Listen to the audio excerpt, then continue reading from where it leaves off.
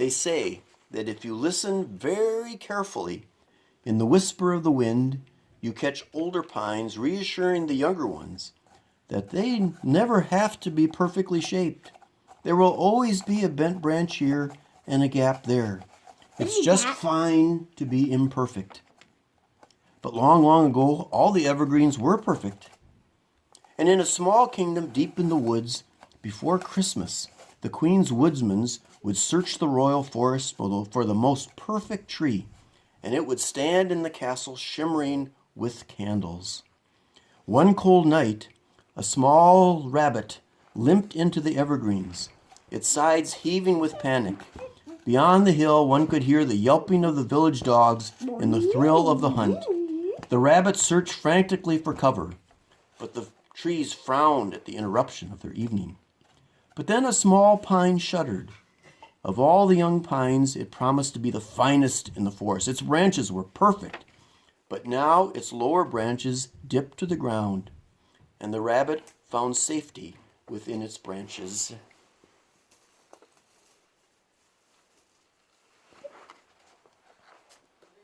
In the morning, the bunny found its burrow and left from under the tree. What?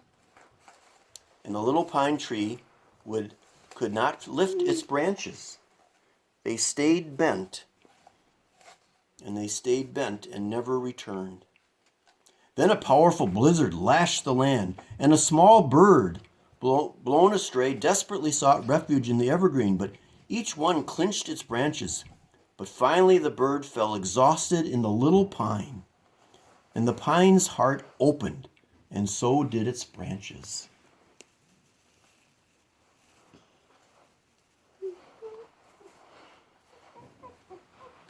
And it created a gap for it to be nice and warm within it. But the pine had difficulty rearranging its branches.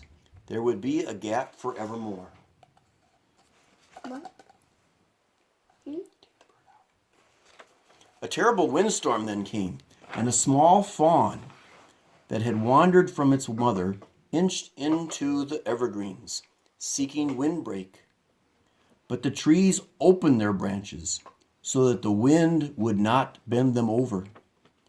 But the little pine took pity and closed up its branches, forming a tight wall behind which the fawn safely huddled from the wind. But after the wind stopped, the pine was permanently bent over and out of shape.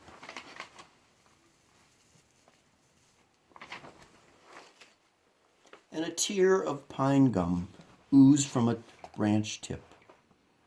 Lost in despair, the little pine did not see the good queen come into the forest to choose the finest tree.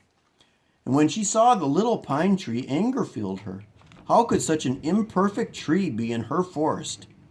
But then she stopped, and she saw the tracks of small animals that had found shelter under it, and a downy feather where a bird had rested. And as she studied the gaping hole in its side and the wind-bent trunk, understanding filled her heart. This one, she said to the astonishment of the forest, and it was brought to the castle. And everyone said it was the finest tree yet. For in looking at its worn branches, many saw the protecting arm of their father, others the comforting lap of a mother, and some saw the love of God, the love of the baby Jesus, born in a stable, wrapped in swaddling clothes, and lying in a manger. The end.